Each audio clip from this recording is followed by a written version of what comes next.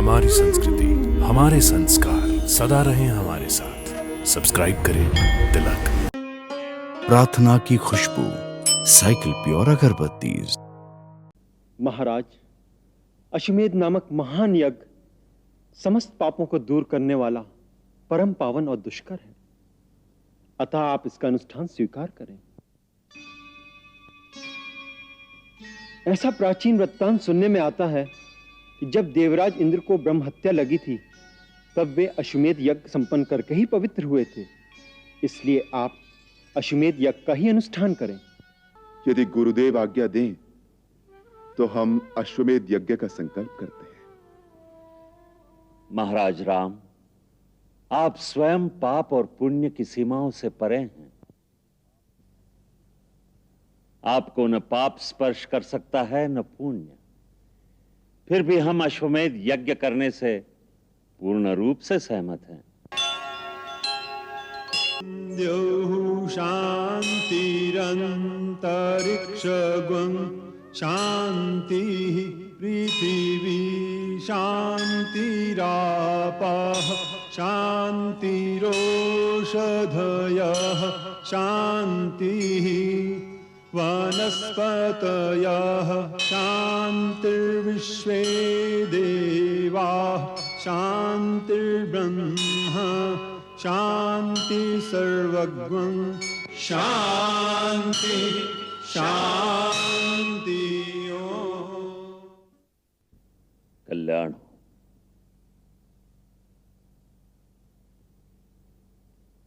महाराज राम, आज आपके जन्म दिवस पर मैं आपका ऋत्विज वशिष्ठ चारों दिशाओं के समस्त ऋषियों की ओर से आशीर्वाद देता हूं कि आपका सर्वदा कल्याण हो। आप स्वयं मूर्तिमान धर्म हैं, अतः जहां भी आपके नाम का उच्चारण हो वहां धर्म की वृद्धि हो।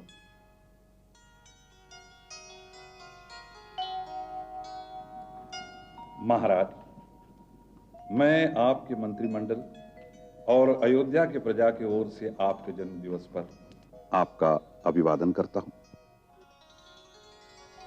इस शुभ अवसर पर यदि गुरुदेव आज्ञा दे तो मैं वो प्रस्ताव आपके सन्मुख रखूं जो प्रजा के मन में है। आर्य सुमंत्र, जो प्रजा के मन में हो उसे राजा तक पहुंचाना मंत्री का कर्तव्य है। उसके लिए आज्ञा की आवश्यकता नहीं।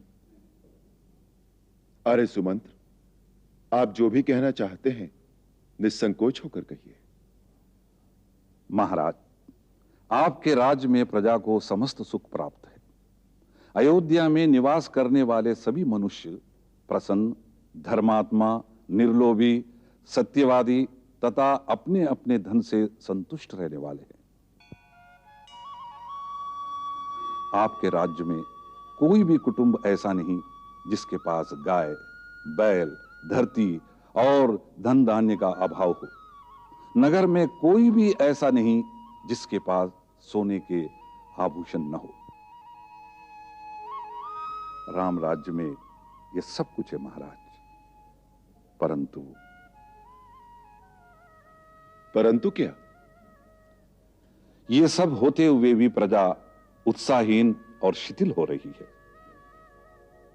कारण? महाराज, राजा का यह भी धर्म है कि वो निरंतर ऐसे महान कार्य करता रहे जिससे उसके राजवंश पर प्रजा का गर्व बढ़ता रहे। जहां केवल स्थिरता रह जाती है वहां धीरे धीरे शिथिलता आने लगती है। जीवन और प्रगति के लिए उल्लास आवश्यक है। उल्लास का प्रतीक है उत्सव। जिस राज्य में कोई उत्सव नहीं होता उस राज्य में प्रजाजनों के हृदय बुझे बुझे से रहते हैं। अतः प्रजा का मनोबल बढ़ाने के लिए उत्सवों का होना आवश्यक है। इसीलिए आपके वंश में सदा राजाओं ने समय समय पर दिग्विजय आदि महान कार्य किए हैं। कई प्रकार के यज्ञ किए हैं।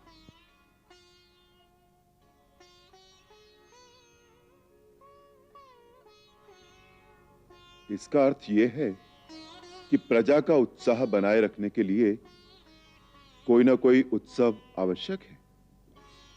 महाराज, आर्य सुमंत्र का यही मत है।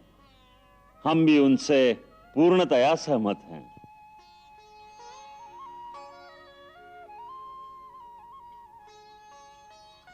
यदि सबकी सम्मति हो तो हमारे मन में राजसूय यज्ञ करने का संकल्प आया है।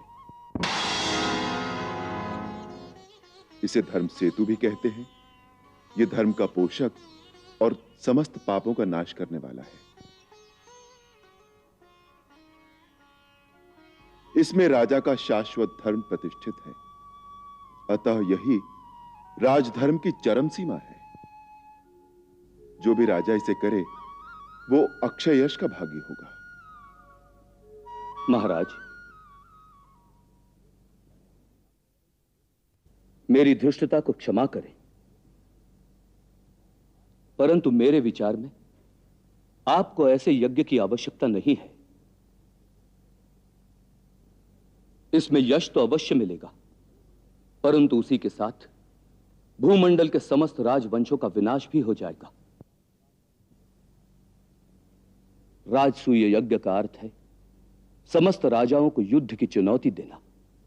उससे पृथ्वी पर जितने आत्मसम्मान वाले पुरुषार्थी हैं, उन सब का संहार हो जाएगा। हे महाबली रघुनंदन, आज आपके गुणों के कारण इस पृथ्वी के सभी राजा आपको महापुरुष मानकर आपकी ओर उस भक्ति भाव से देखते हैं जैसे पुत्र अपने पिता को देखता है। फिर आपको अपनी शक्ति के बल पर उन्हें झुकाने की क्या आवश्यकता है? हे पुरुषसीन, सारा संसार तो वैसे ही आपके वश में है। आपको ऐसे यज्ञ की आवश्यकता नहीं।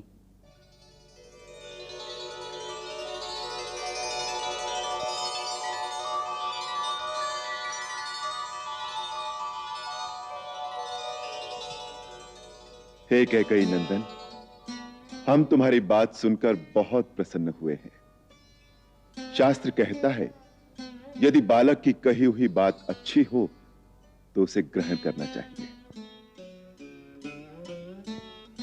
हे निष्पाप भरत, तुम्हारे मुख से निकला हुआ यह धर्म संगत वचन सारी पृथ्वी की रक्षा करने वाला है। अतः इस उत्तम यज्ञ की ओर से हम अपने मन को हटा लेते हैं। हे रघुकुल नंदन, यदि आप आज्ञा दें तो एक प्रस्ताव रखूं। कहो। महाराज, अश्वमेध नामक महान यज्ञ समस्त पापों को दूर करने वाला परम पावन और दुष्कर है। अतः आप इसका अनुष्ठान स्वीकार करें। ऐसा प्राचीन वृत्तांत सुनने में आता है कि जब देवराज इंद्र को ब्रह्म हत्या लगी थी, तब वे अश्वमेध यज्ञ संपन्न करके ही पवित्र हुए थे। इसलिए आप अश्वमेध यज्ञ का ही अनुष्ठान करें।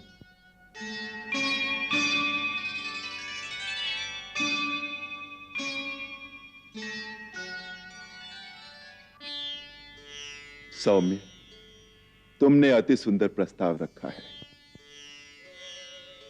पूर्व काल में राजा इल जब भगवान शंकर के श्राप से स्त्री बन गए थे, तो अश्वमेध यज्ञ का अनुष्ठान करके ही उन्होंने पुनः पुरुषत्व को प्राप्त किया था।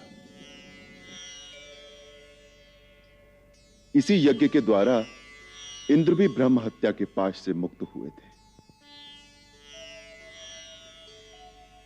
हमें भी इस बात का आभास है कि रावण का वध करने से हम भी ब्रह्म हत्या के दोषी हैं।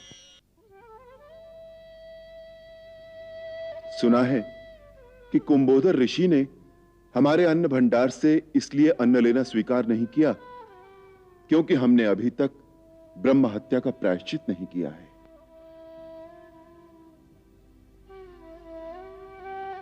इसीलिए यदि गुरुदेव आज्ञा दें तो हम अश्वमेध यज्ञ का संकल्प करते हैं। महाराज राम, आप स्वयं पाप और पुण्य की सीमाओं से परे हैं। आपको न पाप स्पर्श कर सकता है न पुण्य। फिर भी हम अश्वमेध यज्ञ करने से पूर्ण रूप से सहमत हैं।